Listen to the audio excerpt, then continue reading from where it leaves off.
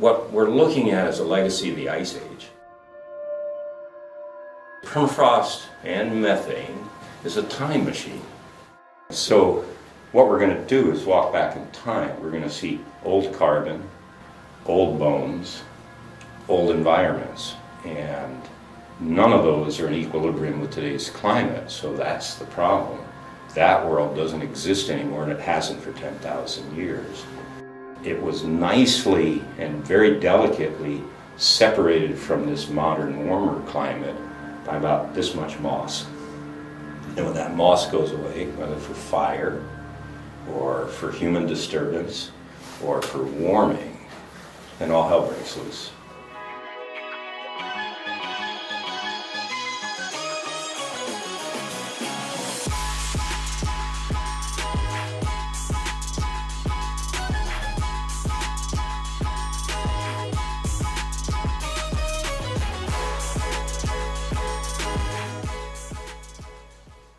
Permafrost.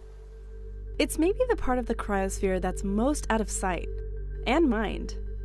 It's fascinating how it formed in the first place and how it got loaded with so much carbon.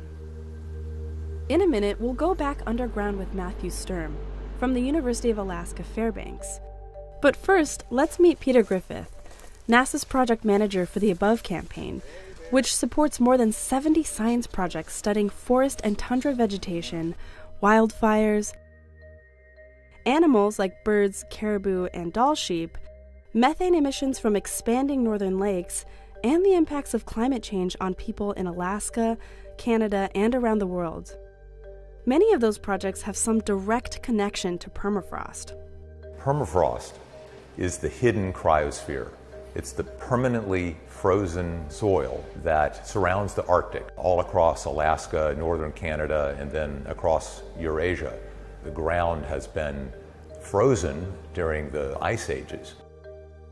During the ice ages, there was not enough snowfall in the drier regions of Alaska and Canada to form glaciers there, so the land was suitable for vegetation.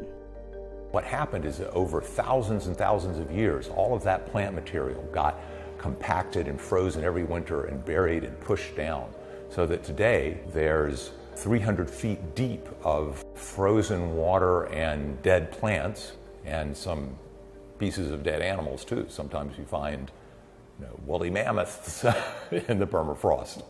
But most of it, of the organic matter as we call it in the permafrost, is frozen plant material. Some of that plant material is now thawing and decaying, releasing its ancient carbon into the atmosphere, sometimes in the form of methane gas bubbling out of expanding northern lakes. We started this field campaign because the Arctic is the part of the planet that is warming first and fastest. And there are consequences to this for permafrost. So during the Arctic Boreal Vulnerability Experiment, we're studying permafrost with people on the ground, from aircraft flying over the region, and also from satellites in space. Another way to understand the permafrost is to take a walk below ground with Matthew Sturm and into the U.S. Army Corps of Engineers Permafrost Tunnel.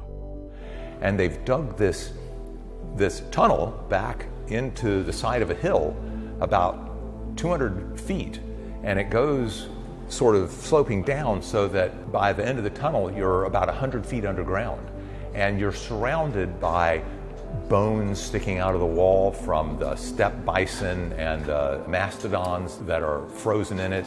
There's sticks that are 40,000 years old, that you can touch with your hand.